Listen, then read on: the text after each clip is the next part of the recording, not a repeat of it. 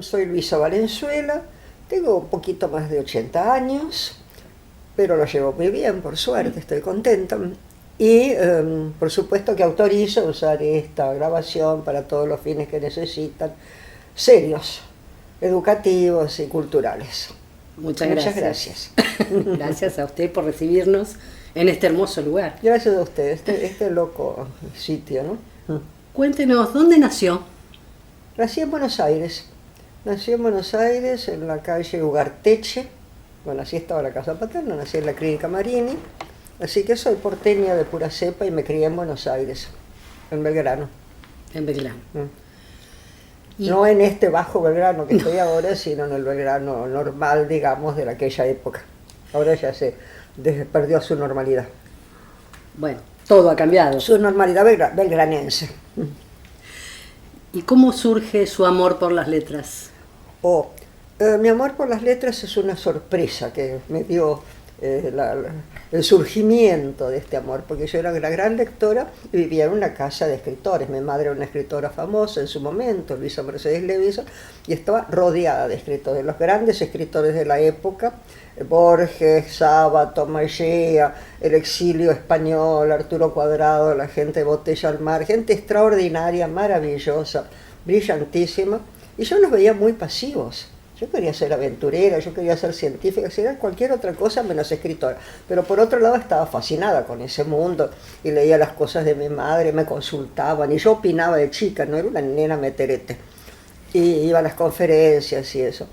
Y un buen día, bueno, empecé haciendo periodismo a los 17 años, que me parecía bien porque yo quería estudiar de todo, yo soy omnívora del conocimiento, quiero saber todo. Imposible, por supuesto, lo cual es muy alentador, porque si fuera posible no sería interesante. Y entonces, un buen día, en el periodismo y eso, se me ocurrió un cuento para demostrar que era fácil escribir un cuento. Y ahí descubrí la aventura de la escritura, ¿no? Cómo es una aventura del pensamiento muy particular. Y ahí empezó ¿qué querés que te diga? No sé.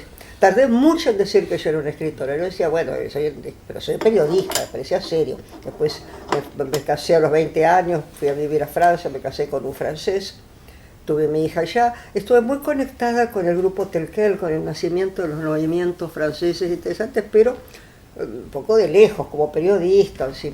Y ahí escribí mi primera novela a los 21 años, que se llamaba Clara, Cuerpo y Cabeza, después se llamó Hay que sonreír. Fue publicada bastantes años después, cuando volví a Buenos Aires. Bueno, así se fue surgiendo y cada vez más, y ahora sé que yo no puedo vivir sin escribir. De hecho, me fui a descansar un ratito antes de que ustedes llegaran y escribí un cuentito en lugar de descansar. Pero bueno, es así la cosa. Maravilloso. Y dijo que cambió el nombre de uno de los primeros que publicó. La novela, sí, porque me pareció un poco... Era la historia de una prostituta, fíjate vos, que primero empezaba a trabajar con el cuerpo, como es lógico en ese oficio, una tipa muy cándida, y después acaba haciendo una flor azteca, que era un truco de feria, que traía una cabeza sobre una mesa, y hablaba a la cabeza y sonreía, ¿ves? Hay que sonreír. Y el orden era hay que sonreír. Es horrible, estás metida en una cosa espantosa, con un juego de espejos. Y entonces ella sentía que trabajaba con la cabeza. Entonces va Clara, que es el nombre de la protagonista, Cuerpo y Cabeza. CCC. Después pensé que quizá era un poco rebuscado. Y le quedó Hay que sonreír, como un imperativo. Hasta el día de hoy circula esta novela, hasta el día de hoy la comentan, es curioso. Eso me llama la atención que pasa con mi escritura, que de alguna manera es bastante atemporal. O no es atemporal en los temas, pero en la manera de abordarlos. Entonces yo tengo una mirada un poco lateral, muy lateral, y queda vigente, me dicen los de afuera. Siempre vigente. Y es parte del PEN. Bueno, PEN es parte mío. Ahora, porque eso lo habrán escuchado por otro lado. El PEN estaba muy adormecido, ¿no? Estaba en letargo, letargado, pero no se movía, no se podía mover. Entonces me pidieron en un encuentro de escritores en Cartagena, el presidente de PEN Internacional en aquel momento, que era un hombre muy político, muy brillante, John Ruston Saul, me dijo que reviviera PEN. Yo dije, ya intentamos antes, cuando fue presidenta bueno, ahora no me sale el nombre, pero ya me va a salir, y vino Gloria Guardia también acá, y un escritor mexicano muy conocido. Y trataron de mover eso y no pudieron. Entonces John, que era un político muy refinado y muy buen diplomático, me dijo, mira, vos conseguís 50 personas que se anoten en PEN y después van a la votación. Y yo dije, no los dejan entrar. Y dijo, no, eso me encargo yo. Entonces vino John, manejó un poco la cosa. Y así es como nació PEN, y lo invité a Gabriel a formar parte de ese grupo, que fue así del comité del principio, cuando empezamos a gestar la idea. Y acabé siendo presidenta a pesar mío, porque no era esa mi intención en absoluto. Pero me gustó poder hacer unas cuantas cosas muy interesantes que hicimos en PEN en su momento y que están vigentes. ¿En qué año fue eso? En el 14. En el 14. ¿Y qué han hecho durante su presidencia? Bueno, en ese, así, hicimos, hubo que armar todo PEN, hubo que armar todo. Habíamos conseguido al principio un regio espacio que nos dejó Josami, que nos dejó Mauricio Josami, y después nos fueron excluyendo de ahí, así que estuvimos consiguiendo espacios, hicimos los comités. Una idea mía que me fue muy feliz, para mí me hizo muy feliz, fue armar un PEN de lenguas originarias, idiomas originarios, que eso no existe en el mundo, no, ningún PEN tiene un comité de lenguas originarias, y lo invité a un gran antropólogo, que era Sarasola, y desgraciadamente hizo el comité, lo hizo maravilloso, y falleció sorpresivamente de un ataque al corazón. Así que quedó un poco latente, pero movimos un montón de cosas, logramos cosas muy importantes, entre otras, que nos enteramos que había toda una publicación de 6 tomos muy lindos, ilustrados, en 23 idiomas originarios, que ni sabíamos que existen, que habían estado trabajando durante 3 años el gobierno de la nación para recopilar textos. Entonces eran bilingües, textos ilustrados muy lindos para regalar a las escuelas del interior. Y estaban ahí arrombrados porque había cambiado el gobierno y no querían darlos a conocer porque tenía la nómina del gobierno anterior, como suele suceder en estos casos.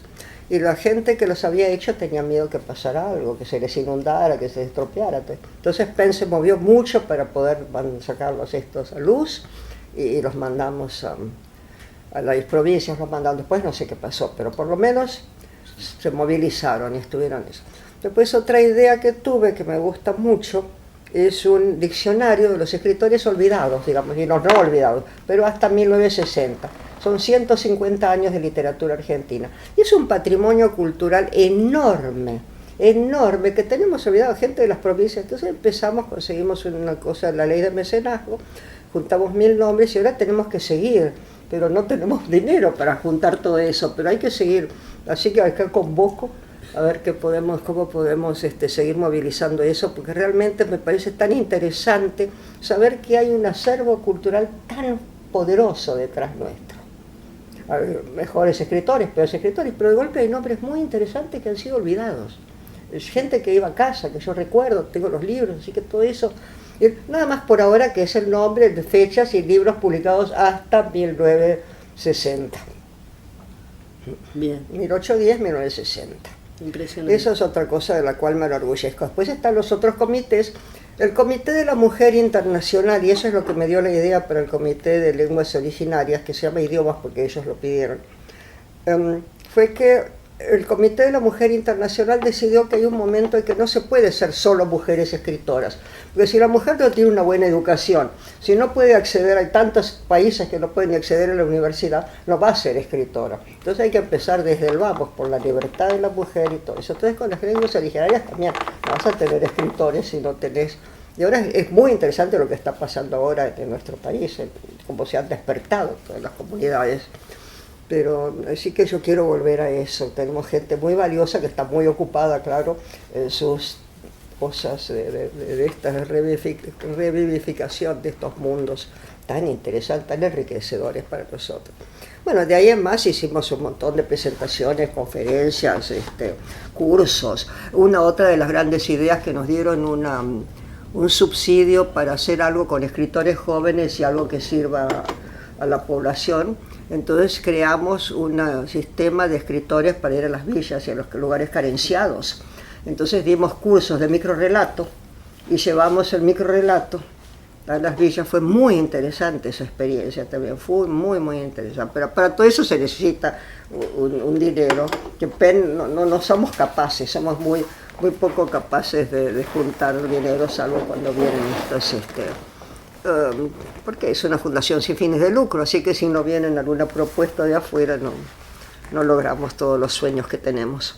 Y después, bueno, llegó un momento que yo ya no podía más y ya había vencido mi mandato, no me quise postular para una reelección, así que todo siguió su curso muy bien, como debe de ser, en otras manos.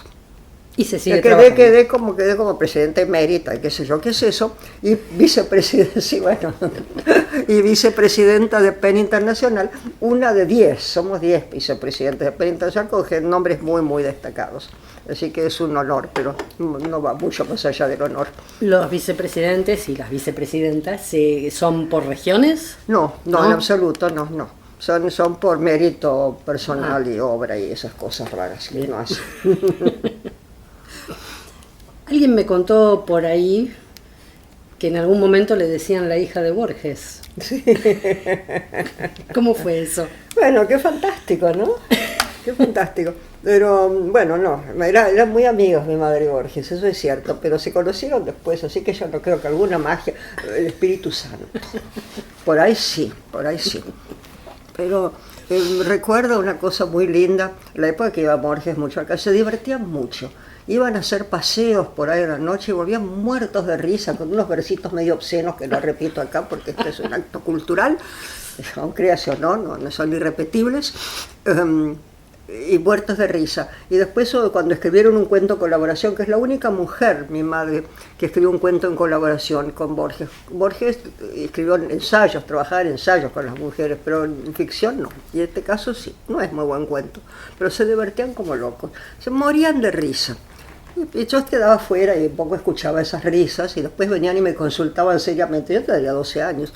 Me decían, ¿le parece bien? Porque Borges trata de usted a la gente, ¿no? ¿Usted le parece bien? Me decía este piojo, que puede haber, esto me acuerdo, puede haber, que estaban tratando de hacer un jardín absurdo, una propuesta absurda de un arquitecto para un jardín. Decía, ¿le parece bien bustos ecuestres? Entonces yo decía, no, es muy ridículo. Decía, yo opinaba seriamente. Lo de los bustos ecuestres. Entonces acabé siendo cabezas trocadas de emperadores que tenían que tener. Se divertían mucho. Y yo después escribí una cosa diciendo, bueno, por ahí esa risa de Borges y de mi madre hizo que yo piense que la literatura es algo alegre. A escribir. Y de hecho lo es. Y curiosamente lo es más allá de toda suposición, porque uno de golpe está escribiendo cosas tremendas. Yo escribo sobre la tortura, sobre cosas, mis cuentos de Cambio de Armas son atroces. Y sin embargo esa dicha de poder decir cosas, de poder trascender aquello que no puede, es difícil de decir y poder decirlo, es una forma de felicidad, ¿no? Después lo lees y es un susto. Es fuerte. Pero... Así que sí. Entre otras cosas ahora reeditaron El Gato de Figaro, un libro que me di cuenta ahora, tiene un poquito más de 50 años.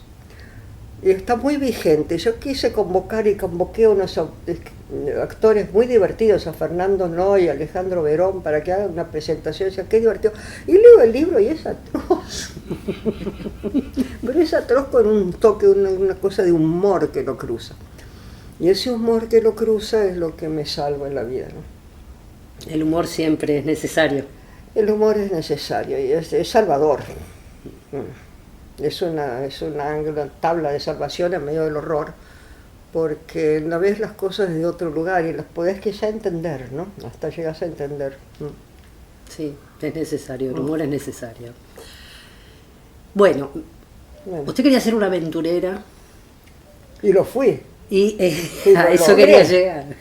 Pero logré de otra manera. Yo quería ser una exploradora de lugares y el Amazonas, y bueno, llegué al Amazonas. Y de exploradora no, como exploradora no. Pero yo creo que de golpe el periodismo también es una forma de la exploración. Y logré una carrera que me lleva al mundo. El periodismo me llevó, empezamos con La Nación haciendo unas imágenes del interior argentino, Era muy interesante, éramos dos periodistas, ¿sí? Nos tocaba uno al otro, la gente de planta de ese pequeño...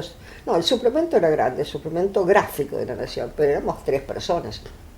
Y entonces nos tocaba ir a 3 provincias en 3 semanas, una semana por provincia. Había que recorrer toda la provincia. Entonces íbamos a exigirle a los gobernadores que nos pongan una movilidad, a veces un helicóptero, una avioneta, un camión, lo que fuera. Así que era una aventura. Íbamos íbamos en helicóptero, decíamos, ¿qué hay ahí abajo? Bueno, una comunidad que se ve en Formosa, bueno, bajemos ahí, ¿no? Ahí empezó, y cada vez que yo llegaba a una frontera me iba al otro país, o sea, fui de Chile a Bolivia, a Paraguay, empecé a cruzar fronteras, y cada vez las fronteras se hicieron más lejanas, y las crucé con más felicidad. ¿Y hasta dónde llegó? ¿Hasta dónde llegó? Bueno, llegué al Japón, llegué a Corea varias veces, me acabo 2 veces, llegué a la China, llegué a Estambul de escapada, llegué a todos lados. Pero me interesa mucho la América Latina, me interesa mucho, conozco muy bien México, me quieren mucho en México, tengo grandes contactos allá, he estado mucho, me dan premios maravillosos y me interesa mucho ese mundo, me gustan los mundos diferentes, por eso colecciono máscaras. Sí, estas son mis llegados alados. Es maravilloso todo lo que hay.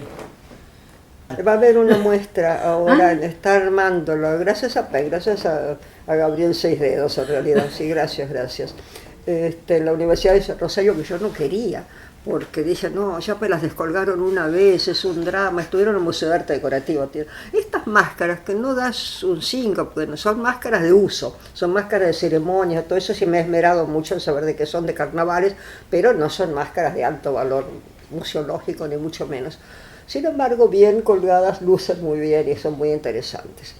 Entonces me dijo Gabriel eso, y dije, no, mira, Gabriel, decirles que no, bueno, pero vino el rector y vino no sé quién, recibílos y que lo vean. Y los recibo, ya va a decir no, porque es un drama, ¿no? Que las descuelen y colgarlos y todo. Y sabían de máscaras, y habían estado en serio. Entonces se creó toda otra relación, totalmente distinta. Y me convencieron, van a ser ellos descolgar, colgar. Tengo una curadora, Carolina Orresti, se ha convertido en una empresa muy seria. Reeditan uno de mis libros de máscaras con fotos mejores. Leopoldo Castilla, que es este poeta extraordinario, se entusiasmó un poco con la idea y escribió una balada inspirándose en diversas máscaras que eligió de acá. Creo en cosas muy interesantes con el tema de la máscara. Y yo cuando llego a un lado siempre quiero ir a buscar al lugar de las máscaras, ¿no?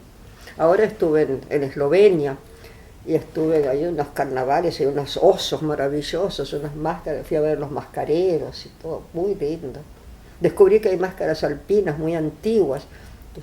La máscara sarda, cuando estuve en Cerdeña para el carnaval me dieron una novela que es La máscara sarda, el profundo secreto de Perón, porque ellos creen que Perón nació en el lugar de la máscara más emblemática del centro de Cerdeña. Así que todo eso es un mundo que se va imbricando muy fascinante. Qué maravilloso. ¿Y entre todas estas, hay alguna que sea su preferida?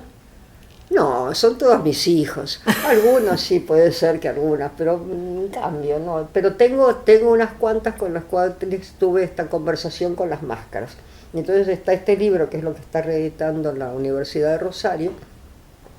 Esas voy contando, ellas me cuentan su historia a mí, yo les cuento su historia a ellas. Porque yo tengo un trato así como de... Soy muy animista, así que tengo un trato como humanizado con las máscaras. Y cuentan tanto, son mundos tan especiales, son como intermediarios entre lo sagrado y lo profano, entre lo que ves y lo que no ves. Es muy especial el tema de la máscara en sí cuando los ves en uso, ¿no? Sí. Y muchas de ellas las he visto bailadas en uso de carnavales, en ceremonias. Hay un instituto de la máscara en Buenos Aires. Sí, hay un instituto de la máscara en Buenos Aires, buenísimo, estaba pensando en otra cosa, disculpa. Sí, buenísimo, que además hacen mascaradas, Elina Matoso y Mario Buchbinder, y hacen cosas extraordinarias, tienen una obra de teatro que hacen con máscaras, pero también hacen psicoanálisis con máscaras. ¿Sí? Trabajan la máscara como objeto curativo, es muy interesante lo que trabaja el Instituto de la Máscara, efectivamente.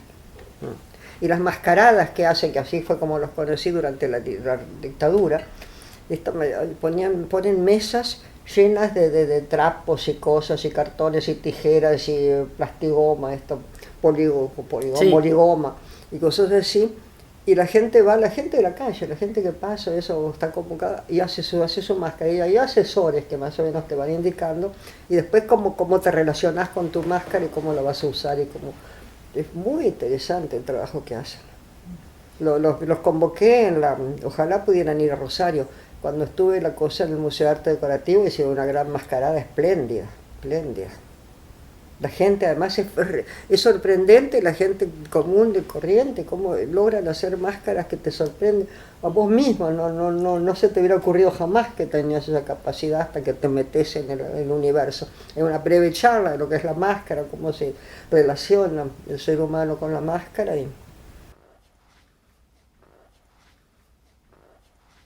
Esa es una pregunta que me hacen siempre y yo no la sé responder. Pero yo creo que empecé a coleccionar máscaras cuando empecé a coleccionar cualquier otra cosa del mundo, ¿no? Empecé coleccionando estas etiquetas que ponían antes en las valijas en los grandes hoteles, que ya cuando yo era chiquita ya no existían más, pero todavía la gente las tenía y las guardaba y me las fue dando, coleccionando postales, coleccionando monedas, coleccionando tapices, todas cosas del mundo, ¿no? Todas cosas de los otros lugares. Entonces un día una máscara, otra máscara fueron entrando y fui captando esa otra esencia, ¿no? Pero no sabría decirte cuál es la primera máscara. Bueno, no debe estar acá de todos modos, pero después un momento dado tuve una casita, con la beca Guggenheim me compré una casita en un pueblito de México cerca de la ciudad, pero muy poco conocido que en esa época, que después se puso de moda, que es Tepoztlán. Y en Tepoztlán había vendedores de máscaras y un carnaval con máscaras, pero no las máscaras no estas máscaras después tan variadas que hay en México. Pero después vas estudiando las máscaras mexicanas y es extraordinario la variedad de ceremonias, de usos de la máscara, ¿no? Los carnavales indígenas con unas máscaras, los payasos sagrados, ahí entra todo un mundo muy particular. Así que todo eso me interesa mucho. Y llego a un país y les descubro a la gente que tiene máscaras a 3 cuadras, porque no lo saben, porque no les interesa, y empiezo a abrir, es lindo, ¿no? Abrís mundos. Sí. Mencionó recién la época de la dictadura.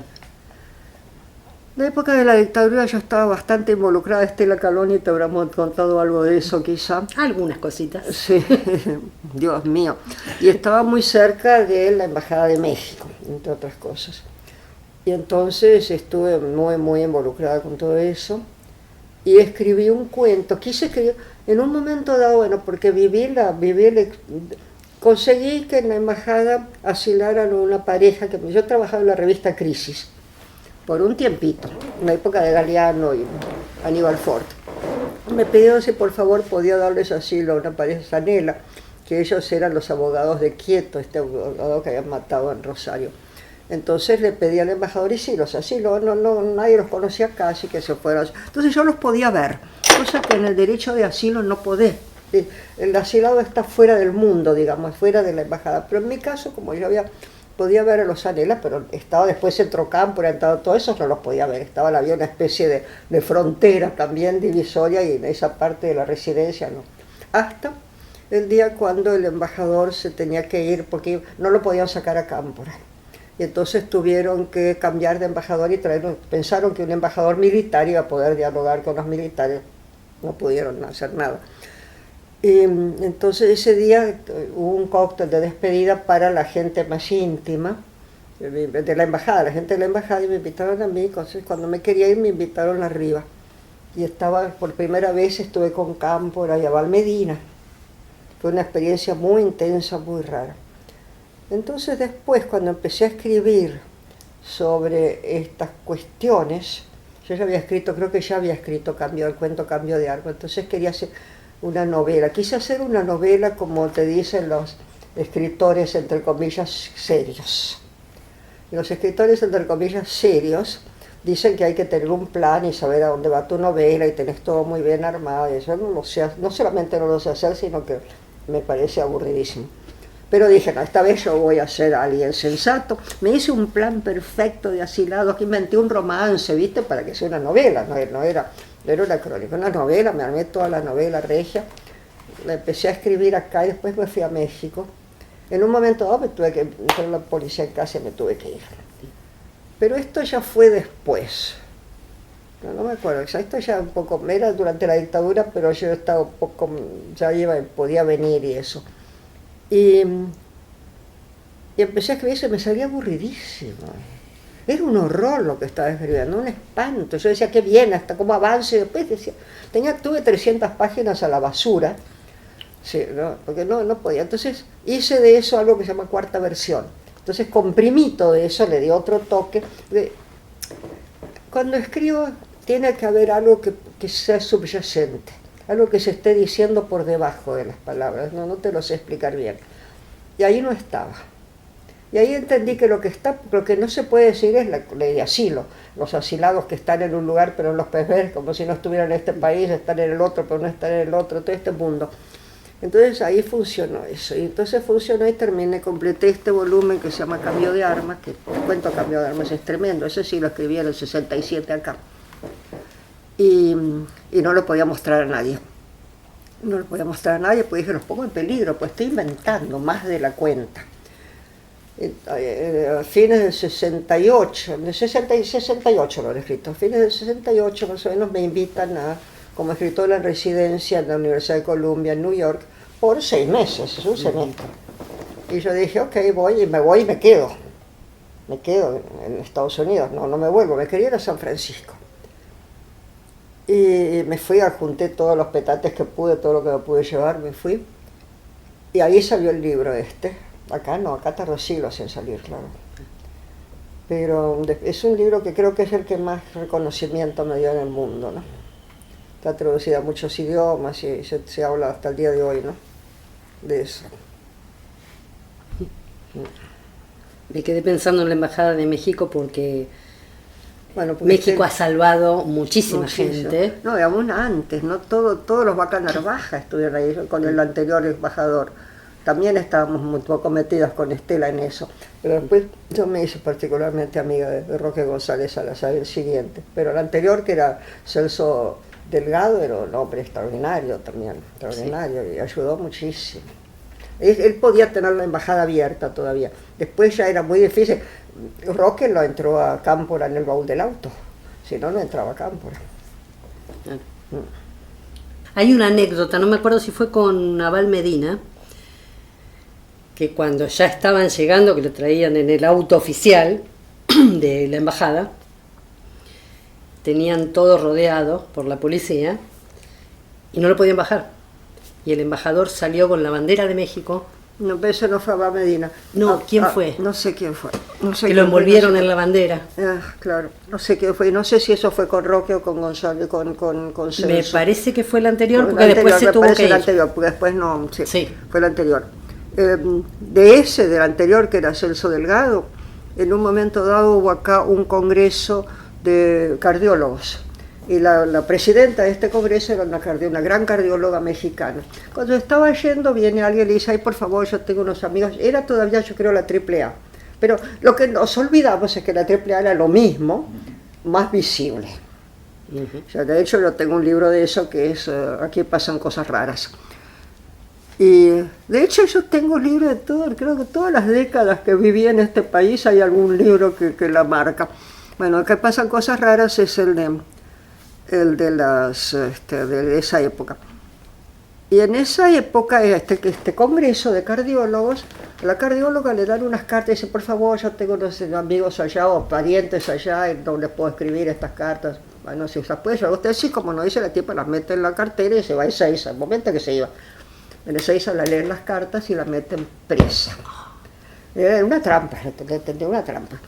Y entonces se entera Celso Delgado, iba todos los domingos, estuvo presa más de un mes, a almorzar con ella. Y cada vez que podía almorzar con ella en la cárcel. La sacan, la tienen que llevar, me cuenta esto, la tienen que llevar de la mano, porque si les largás la mano, ya no está más en México. Y entonces la agarran. Entonces la llevan agarrada, ¿sí? Hasta la puerta del avión, literalmente. Sube el avión. Ven al avión partir. Se vuelven tranquilos a la embajada, rin, teléfono en la embajada, alguien avisa que lo hicieron volver al avión y la agarraron de nuevo. Así, ese era el nivel de cosas que pasaban. Ahí pudieron sacarla rápido, pero de todos modos era para molestar a México, porque estaban los Vaca Narvaja en la embajada, no era por la cardióloga. La cardióloga era el chivo expiatorio de esta historieta. Y con Abal Medina no, con Abal Medina fue otra historia. Me lo cuento porque me quedé involucrada, porque me llama un día Roque, además todo lo hablábamos elípticamente, con metáforas, con mi tío Martín. Él tenía un tío mítico, el tío Martín, que le pasaban cosas. Mi tío Martín tiene una amiga que estaba en un lugar y le dio un ataque, un brote psicótico y qué sé yo qué, no puede venir el médico, zápate. Por eso te estamos esperando, Luisa, para contarte esto. Ahí entiendo. Me demoro en ir, y está Roque esperando, se tenía que ir una cuestión, una cena con la señora, con su señora. Se tenían que ir a una cena y me estaba esperando, me dice, bueno, quería preguntarte unas cosas, y entre cosas me cuenta, entre otras cosas, esta larga historia, que alguien llegó y dijo, soy el doctor, y lo hicieron pasar pensando que era el médico que venía a ver a esta, y era Medina. No lo hubiera recibido, me dice, ahora me entró, no me dijo que era Medina, me entró un pez gordo y no lo sacó más al presidente Cámpora. Y ahora entró, yo creo que no lo dejaba entrar porque tenía este compromiso. Se entró un pez gordo y ya no lo sacó más. Y no lo sacó más. La medida que era un encanto. Después lo conocí en aquella vez y me quería acompañar acá. Es una locura, porque imagínate vos. Si me estaba acompañando y de golpe hay un patrullero afuera. Y yo le iba a decir, no, le estaba diciendo, estás loco, no, pero una dama como vos, era muy tarde. Y que no puedo ir sola, pero dejate de bromar, nos matan a los dos. Ay, no, pero qué sé yo. Y de golpe hay un patrullero afuera, hago así, pero yo no estaba más. No estaba más al lado mío, chao, menos mal. A mí no me pasaba nada por milagro. Yo era como un títere de ese asunto, pero bueno, después cayó la policía en casa, pero yo me acababa de viajar, bueno, pasan cosas, pero nada muy serio. ¿Se sentía miedo? Lo raro de eso es que posiblemente sí sintiera miedo, pero al mismo tiempo sentías que estabas haciendo algo, y entonces ese miedo se convierte en otra cosa, porque estábamos metidas en un montón de cosas con Estela y eso. Yo no tenía ningún partido, nadie, estaba en la Bartola, pero bien, pensando que ayudaba, tuve asilados en casa y eso. Eso es muy fuerte. Eso también durante la AAA, porque la gente de... Sí, fueron épocas... Después se puso aún más serio, ¿no? Era más... Pues el otro era más obvio, entonces más o menos podía saber por dónde, cómo manejar la cosa. Pero bueno.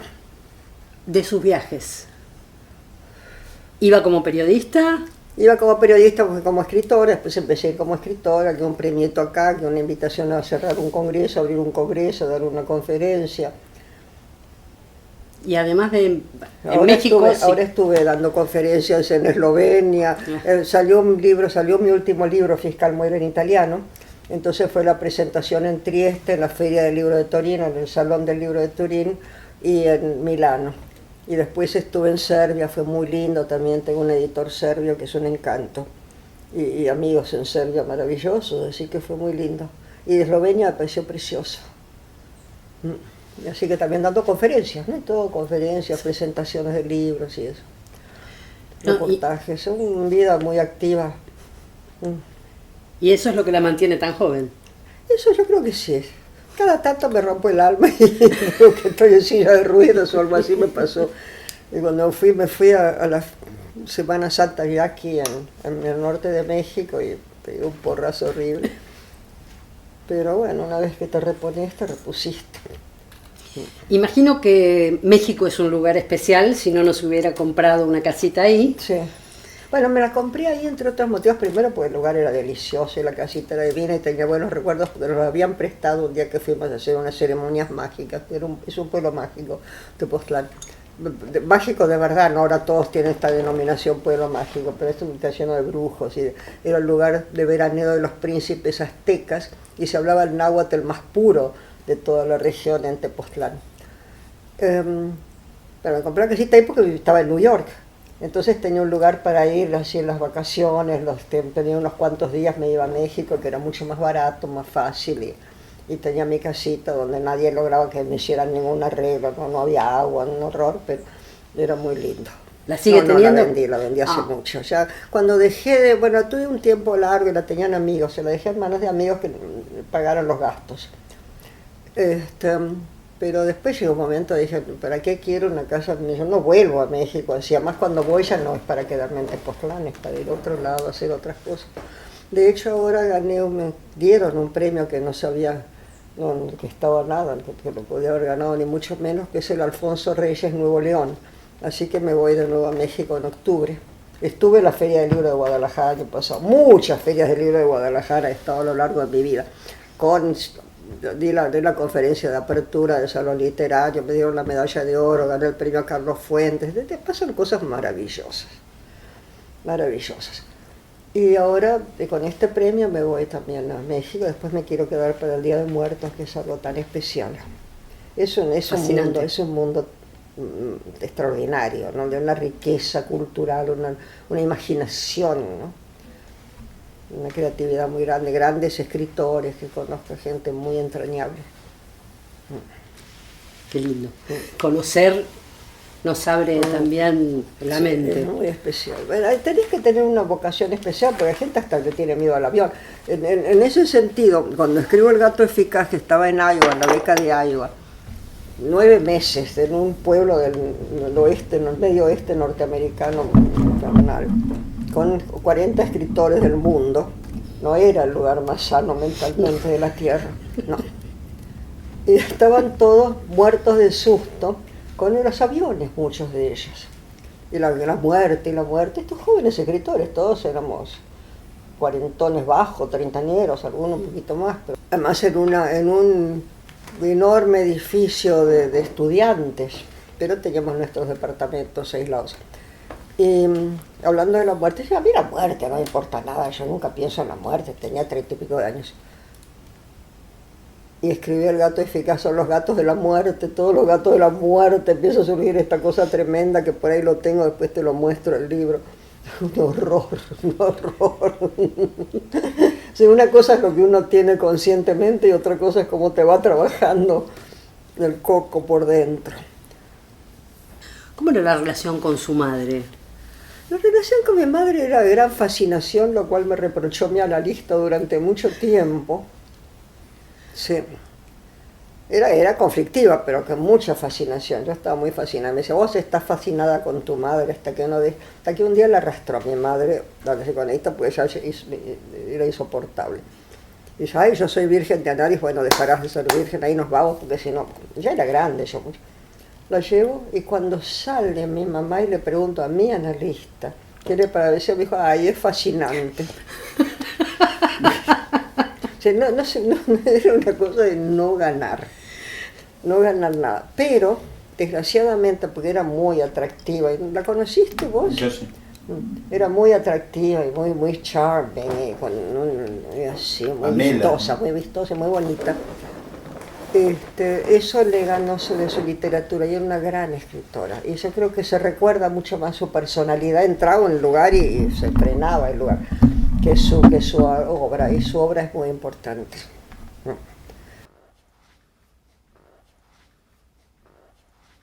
Y reeditaron en Dubín, en Córdoba, reeditaron su última novela, que es El último Xenofonte, y ahora queremos con Penn, estoy convenciendo a Gabriel de que hagamos algo, pues su casa, ella quería que su casa fuera para artistas, venderla para una cosa de arte y no se pudo, y es un bonito café, comidas nuevo, porque estuvo cambiando de manos todo el tiempo. Entonces queremos hacer un acto ahí, revivir el Xenofonte, esta última novela de ella, que es sobre un animal mítico. Era una imaginación desbordada, pero muy original, muy original.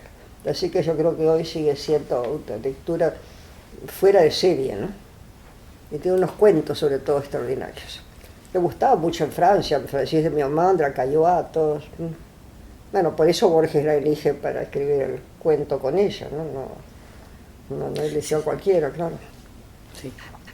Yo la leía, le ayudaba a corregir las pruebas. ella me lo iba leyendo y yo iba leyendo y diciendo, acá no dice esto, qué sé yo, corregir las pruebas, porque en la época que venían las galeras, de joven, antes de casarme. Cuando desde muy chica me pidió, cuando empezó a publicar cuentos en las revistas femeninas, empezó a publicar cuentos y me pidió que le hiciera un álbum con eso. Y fui a comprar el álbum más grande. Me parece, yo me sentía muy orgullosa. ¿Y su hija? Mi hija no me lee. Para compensar, mi hija dice, ay, yo te escucho hablar, es lo mismo. No es lo mismo. Pero ella pinta, es interesante pintora. Debe ser otro espíritu totalmente distinto. Bueno, pero el arte el arte está. Sí. Lo que no se dice Sí, escribiendo de hecho yo quería ser pintora de joven, no tenía el más mínimo talento. No, empecé con valle plana, era horrible lo que hacía. No. Por eso cuando pesqué que podía hacer algo medianamente bien, me quedé con eso, ¿no? Pero la pintura no me satisfacía para nada lo que yo hacía, me daba cuenta que no iba a ningún lado. ¿A qué escritores recordás de tu niñez que iban a tu casa? ¿De aquella época? Sí. Gente que no se acuerda, la gente ni que exista, Clemente Simorra, Capdevila. Capdevila me llevó al Maipo, la primera y única vez, que no creo que fue otra vez en mi vida, tenía 13 años, me invitó a mamá y con tal de contemplar a mamá me invitó a mí al Maipo, Capdevila, Arturo Capdevila, Córdoba Azul. ¿Cómo lo llamaba tu papá a Capdevila? Capdevila le llamaba mamá la divina libélula. Estaba medio enamorado. Claro, todos estaban enamorados de mamá. Todos estaban, era una corte que tenía. La divina libélula. Y entonces mi padre lo llamaba el libélulo enmascarado, porque era feo. Había mucho humor en ese mundo, ¿no? Y había mucha música, porque mi madre era muy música también, tocaba el arpa, daba conciertos de arpa de chica. Y había una arpa muy linda en casa, que yo después la doné al Mozarteum. Y Janet Arata la donó a la Orquesta Juvenil, no sé dónde fue a parar, es un arpa de concierto espléndido. Y tocaban el piano, este piano es que ahora está lleno de máscaras encima. Y porque hay máscaras descolgadas, porque como se van a ir no me tomé la molestia de volver a colgarlas, las bajaron para sacar fotos y ahí quedaron. José Luis Lanuza, González Lanuza también, daban conferencias en casa. ¿Quién tocaba el piano? Mi madre y mi padrastro, y mi nieto ahora. Pero mi nieto es músico así muy espontáneo, pero viene cada tanto y toca el piano. Pero mi madre y Willy Klappenbach se sentaban en ese taburete, uno de espalda a otro, se tocaban un poco, giraba, el otro seguía, era muy divertido lo que hacían. Era muy divertida mi madre, era un ser con mucho humor. Tu papá era médico. Mi papá era médico. Pero estaba a la fuerza metido en el mundo literario. No, porque eso era anterior. Mi padre era médico y mi madre era una señora de su casa que escribía poesías con mucha facilidad. Bueno, de su casa no, nunca lo fue. ¿Sí? Una señora. Y bueno, es cierto, no nos engañemos. Pero mi padre, que era correntino, y los correntinos son muy divertidos, y era un tipo bastante divertido, tenía brucelosis, y es algo que te deprime mucho. Así que siempre tenía un espíritu bastante alicaído. Y cuando compraron la casa de 11 de septiembre, con la excusa de que los árboles, los plátanos tenían esa pelusa y él era asmático, no podía vivir ahí, pero ahí se separaban, ¿no? Y mi padre murió cuando yo tenía 16 años. Y después mamá se casó con Willy Klappenbach ya bastante después. Lo quería mucho yo, Willy Klappenbach también. A mi padre también, lo veía todos los domingos, los veíamos a menudo a pesar de estar en distintas casas. Pero Willy Klappenbach era un tipo bárbaro. Yo hacía gancho, porque mamá tenía varios admiradores y a mí me gustaba este.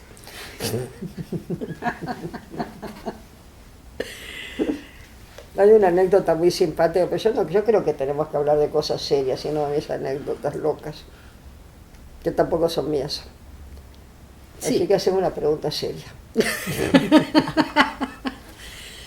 A mí me gustan más las divertidas.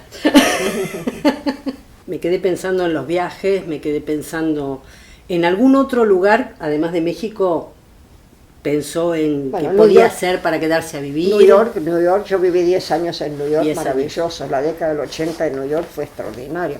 Viví una experiencia. Vivía siempre con dolor veneral, en una época de mi vida, también con dolor de cabeza y con una tensión, porque cada vez estaban en posiciones como más exigidas, pero fue fantástico. Y entonces Susan Sontag, que me mencionó en un momento dado, que cuando la conocí me dijo, yo quiero que vengas al Instituto de Humanidades, me metió en Penn, ahí yo fui miembro del Comité por la Libertad de Expresión de Penn América, y formé parte del fellow de este Instituto de Humanidades, que era un think tank de altísimo nivel, Hobsbawm, toda esa gente, premios Nobel pasaban por ahí. Joseph Brodsky, cuando llegó a Estados Unidos, estuvo ahí, era miembro de eso, un mundo, Oliver Sacks, Jerome Brunner, toda esa gente, estaba con esa gente. Entonces, todos los viernes teníamos unos almuerzos extraordinarios con la gente del instituto. Conocí a un montón de escritores, a toda la plana mayor, digamos, del boom, desfilaba por ahí. Nicanor Parra, qué divertido. Bueno, y era esa ciudad cambiante, loca, muerte. Tengo un par de libros que suceden ahí, La travesía y Novela negra con argentinos. Una cosa maravillosa, muy fuerte. Además empezó toda la cosa del SIDA, del sadomasoquismo brutal, desenfrenado, trajes, disfraces, mundos que se intercambiaban. Yo vivía en el Village, así que era esa efervescencia, ese gato eficaz es el Village. Y sí, una cosa muy genial, fue muy duro. Y decidí volver, yo estaba muy bien, empecé a enseñarme, me dieron una cátedra importantísima, 6 meses, todo era por 6 meses y después me quedaba, porque cuando fui a Columbia, que yo quería, era el tiempo de Berkeley, que estaba tan famoso Berkeley, al principio de los 80, ¿no? 79, 80. Yo dije, bueno, yo me voy a San Francisco, después que es tan bonito, no me quedo en New York. Me invitan a un gran festival de poesía, sobre todo en San Francisco, que yo era la única, éramos solo 2 prosistas, y todos los grandes poetas de América, ahí. Y voy y recorro un poco San Francisco, y digo, esta es la ciudad, es divina, pero es de cartón. Al lado de New York es un escenario de teatro, no es de verdad. No es de verdad, evidentemente, sí. Pero digamos que al lado de New York, la verdad de New York era avasalladora. Y entonces en un momento dado, tipo yo hacía como 2 años y pico que estaba ahí, dije, bueno, yo he estado siempre 2 años y pico afuera, estuve 2 años en París, en Barcelona. Es el momento, y yo, bueno, no, pero ahora no puedo volver. ¿Cuándo voy a volver? Cuando conozca New York bien. Entonces dije, chao, no vuelvo más, porque esto cada vez que lo conoces ya es otra cosa. Ya es otra cosa. Y me quedé casi 10 años. Y volví ya cuando sentía que iba a tener que escribir en inglés, todo en inglés, estaba dando cursos en inglés, en NYU, me iba muy bien. Tenía que dar conferencias de acá para allá, así que me recorrí mucho Estados Unidos. Sí, pero había un movimiento feminista muy importante también, había gente extraordinaria, era la época de, bueno, después vino Marilyn French y todas esas un poco más banales, pero las grandes feministas estaban ahí en ese momento, la misma Susan. Y me acuerdo, me invitan a un congreso en Jerusalén con unas 40 escritoras, mujeres, congreso de mujeres. Y me toca estar con las feministas norteamericanas, Grace Paley, que era un ser extraordinario, después me acuerdo los otros nombres. Y era la pelea con la gente del kibutz, porque nos agredían como mujeres, ¿no? Y estas tipas se plantaban, que era fantástico, era fantástico. Sí. Así que eran todas corrientes muy fuertes, ¿no? Muy fuertes. Cosas locas. Grace Paley con un grupo de gente se habían decidido que tenían que ir a levitar el Pentágono, porque lo tenían que despegar de la Tierra. No podía ser que acabaron presa, porque no sé qué le hicieron frente al Pentágono. Cosas así, ¿no? Me pasaban series extraordinarios por Washington Square. Tenía un gran amigo que era Oleg Grzinski, que era amigo de otro polaco, que era de un director psiquiatra, ¿no? Director de un gran instituto psiquiátrico que es Creedmoor, que era enorme ciudad psiquiátrica tipo Open Door, pero enorme, que estaba ya muy deshabitado, porque estaba hecho como para 10.000 pacientes y quedaban 2.000, viste que los largaron a todos. Entonces lo invita a mi amigo Bolle, que es un pintor extraordinario, a que les haga una galería, una pequeña galería de arte. Y Bolle descubre un enorme edificio abandonado que era el refectorio de toda esta gran cosa cuando tenía tantos internados. Y lo pide el coche con los locos. Hizo una cosa extraordinaria, transformó ese edificio en lo que ahora es un museo viviente de Creedmoor, con los locos, y con los locos peligrosos, y no quería los guardias. Trabajaba él todo el día con los locos peligrosos y los otros ahí haciéndoles hacer arte, y les cambió la vida a los internados y creó ese espacio extraordinario. Y esas cosas iban pasando, esas transformaciones, ¿no?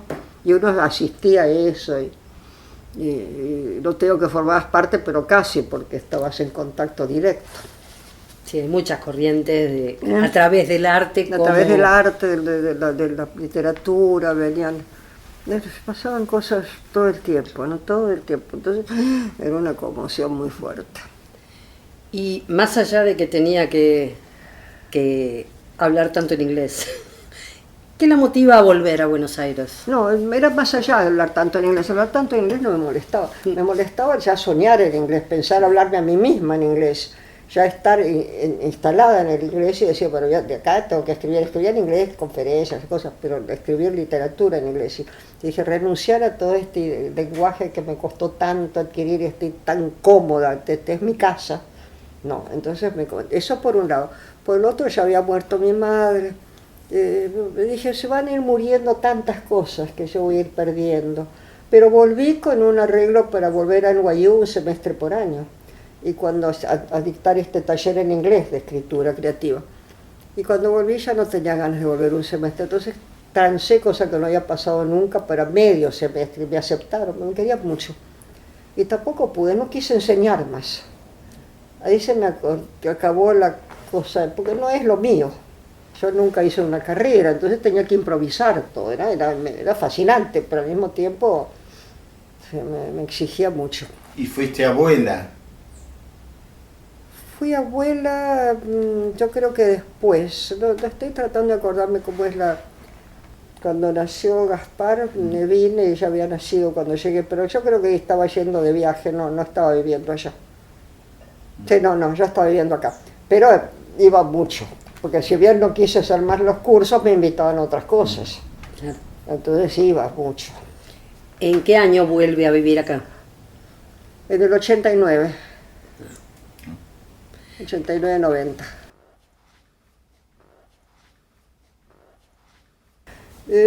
Cuando heredo finalmente la casa de mi madre, yo no pude, estaba todo armado y murió mamá y quedó Willy.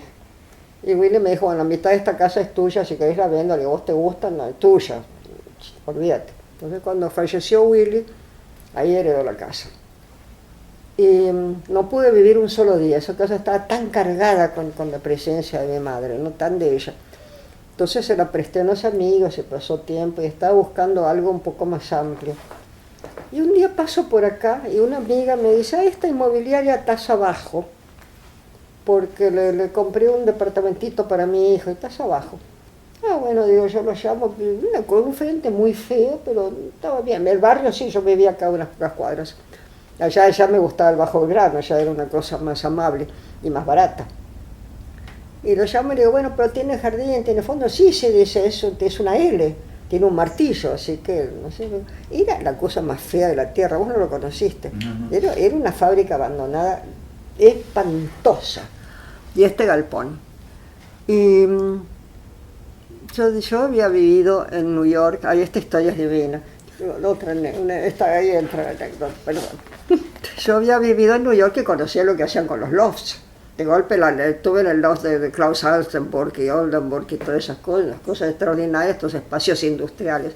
Jamás pude hacer lo mismo porque cuesta caro, pero entonces me gustaba esto, pero no estaba segura. Digo, estoy loca, me voy a comprar esta cosa que era horrible, este enorme terreno. Ahí era una cosa pelada ahí, con una playa de maniobras, una cortina, era horrible todo.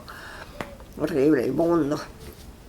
Y entonces le digo a Liliana Herr, una gran amiga, una gran escritora y psicóloga, digo, ¿no tenés algún psicoanalista por acá cerca que me pueda atender 3 sesiones para aclararme si yo me animo a comprar esto, a meterme en este brete?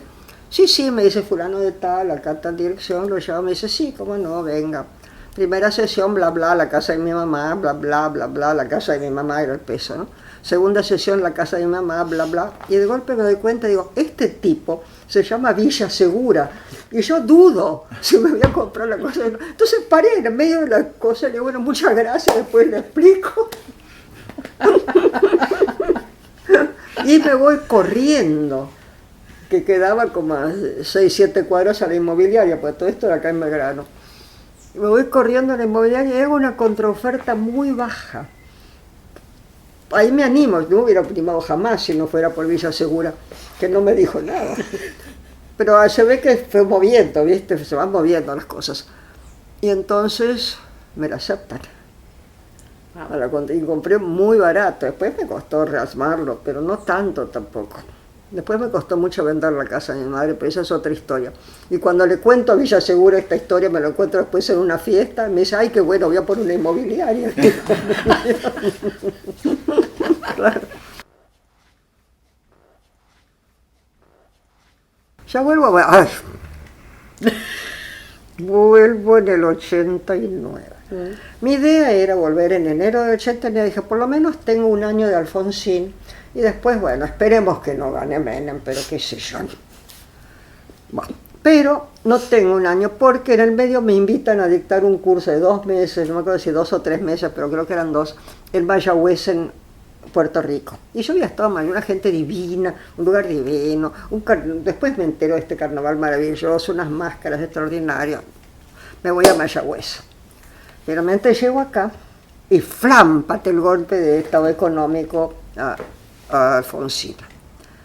Me quedo patitiesa.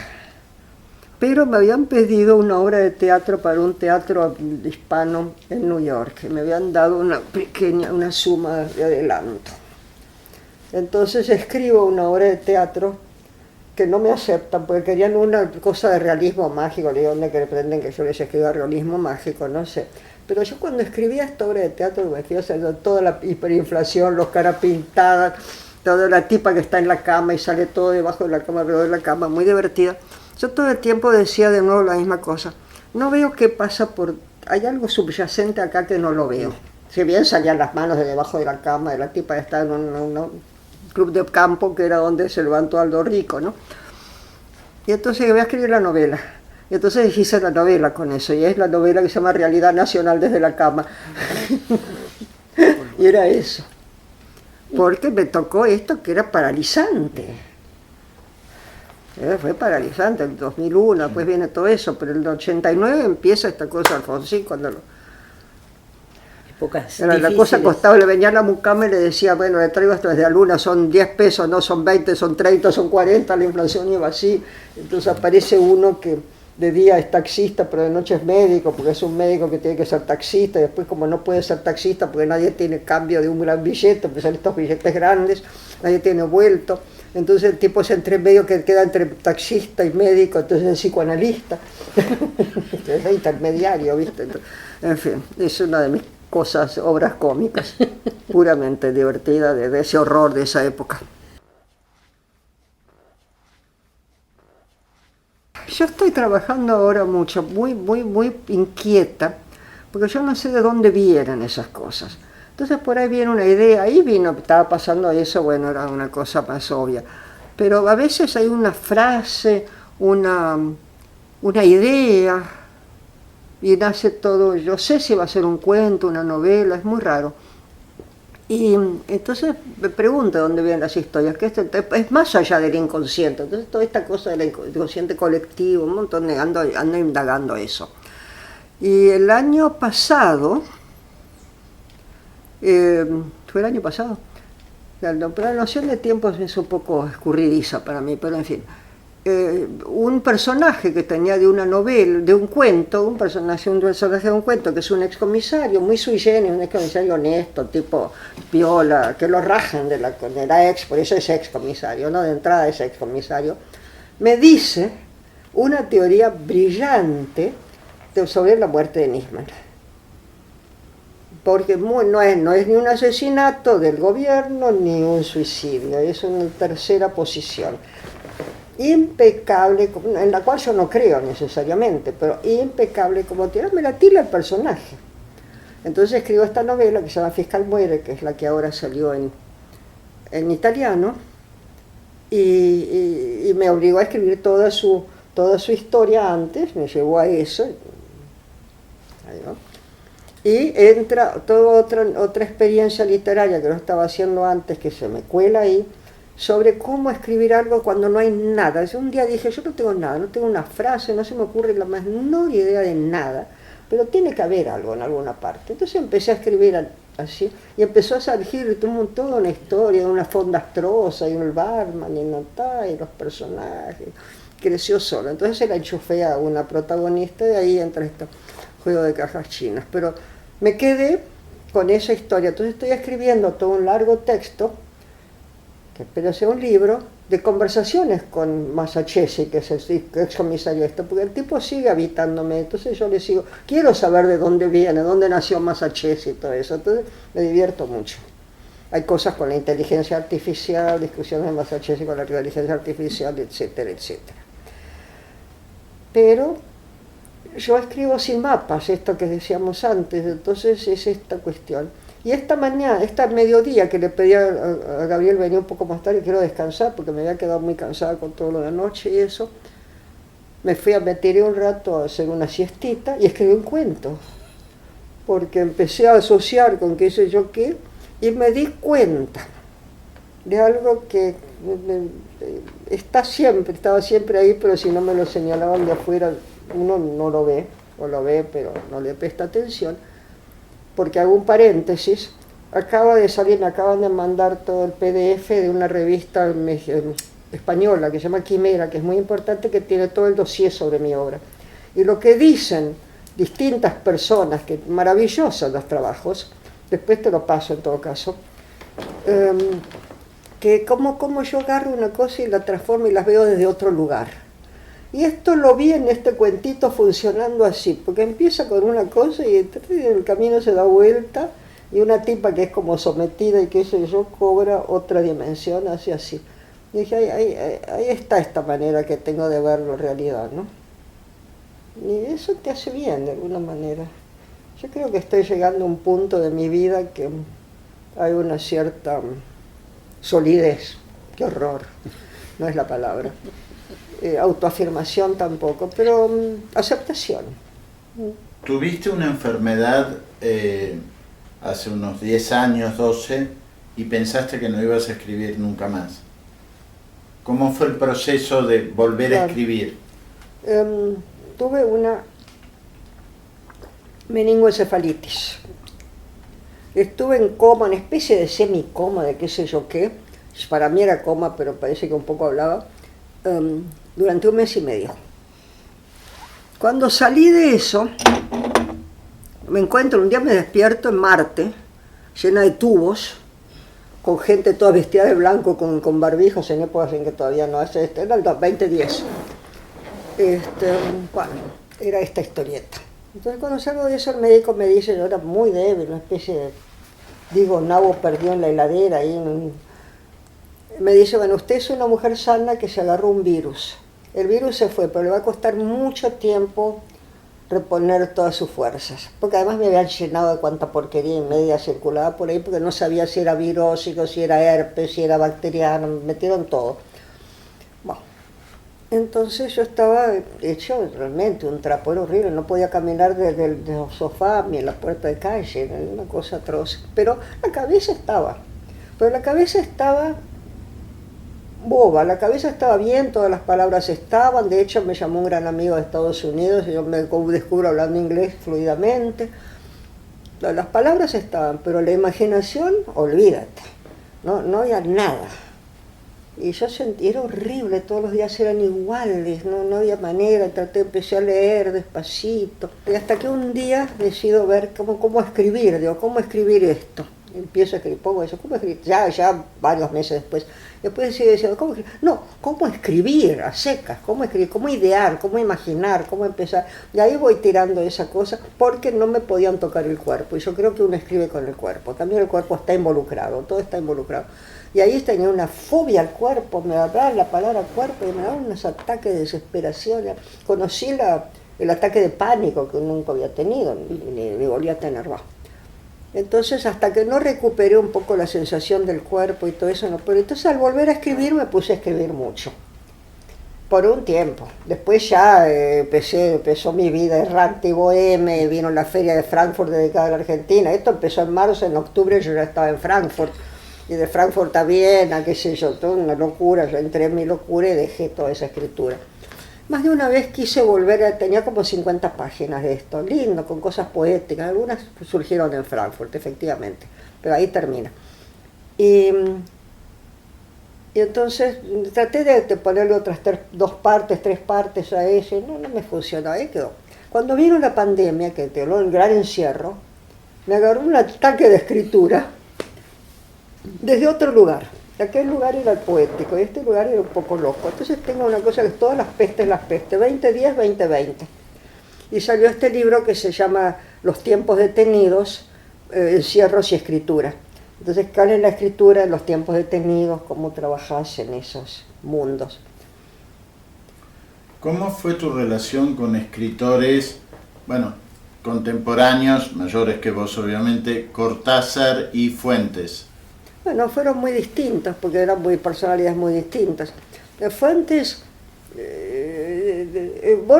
Cortázar era entrañable, Fuentes era un tipo que mantenía sus distancias, pero me apreciaba mucho, misteriosamente.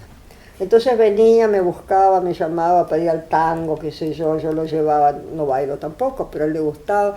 Y cuando él decide armar la cátedra Alfonso Reyes, en el Tecnológico de Monterrey, me nombra del Consejo Consultivo. Y él habla de mí en sus libros sobre la novela, me apreciaba mucho Fuentes. Eso fue maravilloso. Yo le tenía miedo a Fuentes, porque Fuentes, yo no suelo tener esta cosa de cholulismo, de respeto por el gran escritor, porque me crié con Borges.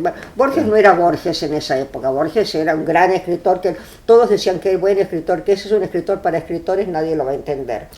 Bueno, de hecho nadie lo entendió, pero lo aprecian mucho. Pero bueno, no tengo esa cosa. Pero con Fuentes yo me sentía así, porque tenía una cosa muy señorial, así muy y sin embargo, bueno, entonces un buen día, yo lo conocía relativamente poco en Nueva York, y hay una cosa que se llama, un lugar que se llama, un teatro muy grande, el 92nd Street Y, en la calle 92, que invita siempre a un escritor telonero y a un escritor de fuste. Primero habla el telonero, la telonera, y después de fuste. Entonces me toca ser telonera de Fuentes. Bueno, muy bien, voy a leer, tenía El gato eficaz, qué sé yo, voy a leer. Pero un día me encuentro con Fuentes, que estaba en Princeton y en New York, compartíamos editor en esa época, el editor norteamericano, Farrar Straus. Y me dice, hagamos un diálogo, seamos originales y hagamos una primera parte de un diálogo, después tú lees y después leo yo. Ah, ¿cómo no? Digo, esto... Bueno, pues un día nos encontramos, yo te escribo, no te mando cosas así como... Y no pasa nada, no me escribe nada, yo no digo nada, mejor, me escabullo de este compromiso. Y pocos días antes, como 2 días antes o 3 de la presentación, me llega el diálogo de Fuentes con los blancos para que yo los llene. No creas que me gustó. Me cayó, para decirlo un poco a mexicano, me cayó un poco gordo, pero por otro lado era un honor. Estaba conflictiva, era el diálogo norte-sur. Entonces lo que yo hice con maldad fue politizarlo. Un poquitito, que las madres de Plaza de Mayo, porque era un diálogo norte-sur, ¿sabes? Entonces lo politicé un poco. Nos encontramos ese mismo día para la cena antes, y entonces le digo, bueno, yo hice alguna pequeña modificación, no le podía traicionar, le digo, mira, se lo dejo, léalo. Tipo lo leo, dije, acá me mata, me paro en ese estrado y el tipo me hace papilla, porque además tenía esta cosa maravillosa. papilla. El tipo se va, lee la cosa, evidentemente, y yo me dice unas pequeñas correcciones, yo también, bien, soy, me dice, hagamos una cosa, subimos y decimos a la Limón, tú dices, decimos, ladies, digo yo ladies, y tú dices, porque esto era en inglés, ¿no? And gentlemen, y entre los dos al unísono decimos, welcome to the North-South Dialogue. Entonces, bien, cómo no. Entonces empieza así, y él empieza, pues, y me tira una energía. Hay una cosa tan maravillosa fue eso, yo lo sentía que me la tiraba, así me daba energía. Y salió divino ese diálogo, porque con una generosidad enorme, e inesperadísima para mí, porque ese prejuicio, ¿no? Y ahí, bueno, pero siempre lo tuve un poco. En cambio con Cortázar era una relación, bueno, lo veía menos, pero cuando estábamos en París y me invitaba a su casa, y y todo el mundo, y era más... Bueno, también me invitaba a Fuentes a su casa con Silvia, y me hice muy amiga de Silvia, pero era otro tipo de personalidad. Pero, y esto es lo interesante, cuando Fuentes se gana el Gran Premio Nacional Mexicano, que tienen mucha plata mensual, y se había ganado el mismo premio Gabriel García Márquez, y querían hacer algo, deciden hacer la Casa Cortázar. El que realmente quieren es a Cortázar, todos. Eso es muy lindo, y se crea ellos crean la cátedra Julio Cortázar. Con ese premio donan toda esa plata para eso. Así que bueno, claro, entonces todo está concatenado de una manera especial, ¿no? Sí. De todos los lugares del mundo, Buenos Aires es el... A mí me encanta Buenos Aires. Yo estoy encantada con los argentinos, salvo deshonrosas excepciones, que no enumeraremos, que todos conocemos, pero algunos lo conocen del otro lado. Pero es un lugar muy cálido, ¿no? Es un mundo muy especial, digan lo que digan y pase lo que pase, y este país que sube, baja, se cae, se levanta, tiene una capacidad de resiliencia, ¿no? Extraordinaria. Yo estoy feliz acá, me costó, lo quería mucho de muy joven, después empecé a ir, ya empecé a verlo desde otro lugar, pero ahora me siento sumamente cómoda, con esperanzas de que la cosa mejore, ¿no? Difícil está Buenos Aires. Difícil está en el mundo. Sí. Difícil el mundo, no te vas ahora. No. New York ya no es lo mismo, ¿dónde te vas? Laos era muy lindo, pero qué sé yo, si ahora vuelvo a Laos y sigue tan pacífico, maravilloso y budista. La pregunta para cerrar hoy sería, ¿qué significa para usted Buenos Aires? Pero bueno, Buenos Aires es una cuna para mí, eso no hay duda. Pero aparte de eso, yo creo que significa aquello que yo viví de muy joven, en algún lugar que no es así. Yo vivía en Buenos Aires, como yo quería viajar y no podía viajar a ningún lado, todo era carísimo, yo me inventaba viajes en Buenos Aires. Entonces iba a Estados Unidos porque está una pequeña réplica de la Estatua de la Libertad en Barrancas, iba a la Avenida de Mayo y estaba en Madrid, recorríamos la Boca, yo tenía esta barrita de amigos que era con Jorge Sábato y Marina Gironde, nos divertíamos mucho, y recorríamos la Boca, íbamos a los Piringundines del Bajo, el puerto, la ciudad era nuestra. De noche, vagábamos de noche, teníamos 16, 17, 18 años. La ciudad, eso extrañé tanto cuando fui a vivir a Francia, me quería morir. Nunca me gustó mucho Francia a mí. Así que eso ya no es más eso Buenos Aires, pero yo sí, yo tengo una cosa que me siento bien con su gente, bueno, es mi mundo. Así que eso significa para mí Buenos Aires, y un lugar de amor, no de afecto realmente. Bien. A pesar de todos los horrores, todo lo que hemos vivido, bueno, en este momento me siento cómoda. Después, si hay un cambio, no sé si me voy a sentir tan cómoda, pero Buenos Aires sigue siendo mi ciudad, ¿no? Muchas gracias. Muchas gracias.